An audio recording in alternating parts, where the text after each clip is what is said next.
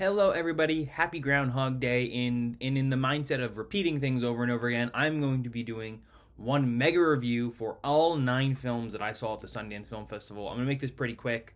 I'm just going to be doing quick reviews, non-spoiler reviews of 9 different upcoming indie movies I saw at Sundance and think you should check out.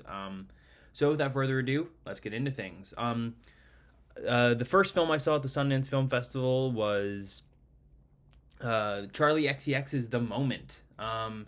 It was certainly interesting. I thought it was very overwhelming, very chaotic, very messy. There's a lot going on in this movie. It has a mockumentary style that it doesn't really commit to, and I found that very frustrating. But at the same time, it was consistently very funny. It's got some sharp gags in there. It's far from perfect, but there was a lot about the movie that I thought was entertaining. I think it's messy, can never fully commit to itself. It's a lot, but there's some fun meta gags about the industry, some great performances, especially by Charlie XCX and Alexander Skarsgård, some great cameos. For context, I've not listened to Brat, so I can't really say I'm a big Charlie XCX fan beforehand. I thought this movie was okay. It was far from bad, far from great, but there was a lot I liked about it. I'd give it a 6.5 out of 10.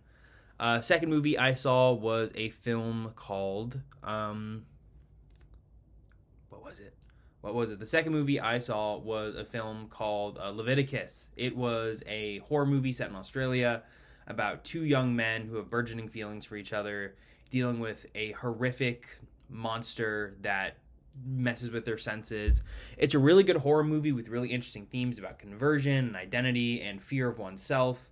I think it's very, very strong. It's very slow in the first 2/3, but it picks it up for a very scary third act. The 2 leads are great. They're so good. It's a great indie horror movie. Leviticus, I think whenever it releases, it's already been picked up by Neon. You should go check that out. I think it's pretty good, and it's very similar to a sense Together from last year, I feel like.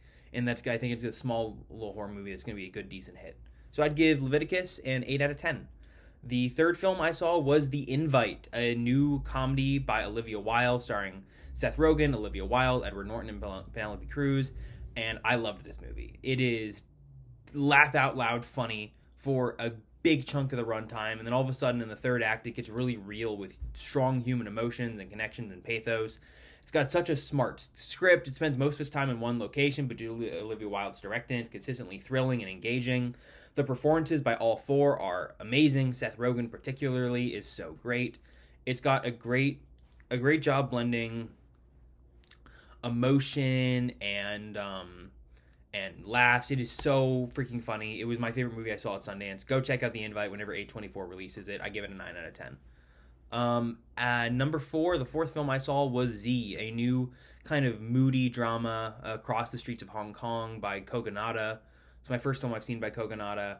I didn't love this one. I thought it was kind of dull and boring, and the plot was a mess to me, and I couldn't get hooked in on it. Now, I did think the characters were intriguing, and I liked their dynamics with each other. I thought there were some solid emotional moments, a good musical score, great cinematography. I liked the general mood of the movie, and I was interested in the characters, but the plot just couldn't hook me, and that made it very much a drag. So unfortunately, I'd have to give this one a 5 out of 10. But still, there is a lot to like about it. The fifth film I saw is The Musical, a new comedy starring Rob Lowe and Gillian Jacobs. The less I say about this, the better, but it is an interesting comedy about a middle school musical that goes crazy. You will never believe the premise of this film. Go in blind whenever it releases. It is insane, but it's hysterical. It's so funny. I couldn't really get into the main character. I didn't love him, but otherwise, I think the main plot of the movie is just hysterical. It is a total blast. Whenever this releases, The Musical, the less I say, the better. Just check it out with an open mind. But fun cast, insane plot, and it all builds up to a crazy third act. It's fun. 7.5 out of 10, The Musical. Sixth film I saw, and I was pretty tired when I watched it, so take this review with a grain of salt. The Shitheads. It is an okay, little buddy comedy, road trip film with Osea Jackson Jr., Mason Thames, and Dave Franco. It's got a lot more of a cast as well, all having fun. And the cast is fun. They have a great dynamic with each other. There's some solid jokes throughout. But for the most part, it's tone-wise, it's almost Cocaine Bear, but without the cocaine bear, if that makes sense. It's like a very funny, goofy tone, a lot of jokes, always kind of getting into trouble on the road. And while I did think, it was funny and I like the cast, it's really nothing special. For the most part, it's really nothing that hasn't been done before. And maybe it's just because I was tired, but I couldn't get too engaged with it. I did still have a good time with it. It's like a fun watch, but it's like an okay fun watch, The Shitheads, 6 out of 10, but I definitely do need to rewatch it because I was so tired. The seventh film I saw was entitled Bedford Park. It is a drama by a new debut director. I'm forgetting her name, but she's very talented. It's a slow burn at points, and it has a lot going on. But it's a very interesting drama about two Koreans living in America. Their parents were immigrants, and I think it makes for a really compelling, drama and a little bit of romance in there. And I think it's very intriguing. It's got two fantastic leads.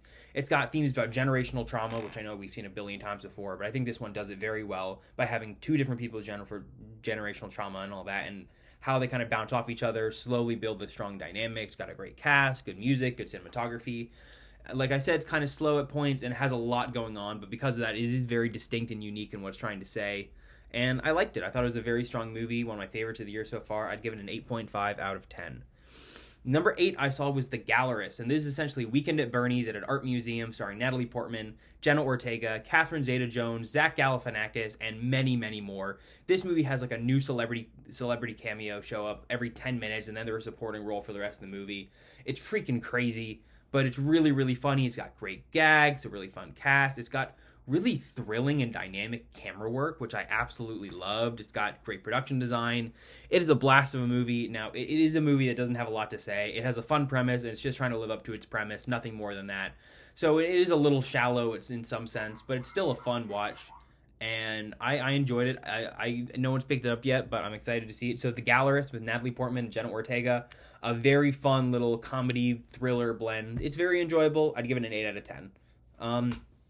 And finally, number 9, See You When I See You. A drama starring Cooper Raiff, a kind of a comedy drama about a grieving family. I think this one is very potent and very powerful. It has a great cast. It's got David Duchovny. It's got Hope Davis, Caitlin Dever. It's got a really strong sense of humor that it does a great job blending with some really emotional moments. It can be very hard-hitting and very honest about grief and moving on and how it affects different people throughout a family in the different ways. I think it's very compelling. It's very funny. It's got its charming sides. There are moments where it gets a little fantastical in some ways, and I didn't love those. And occasionally, the humor and drama don't totally blend, specifically with the performance of the lead.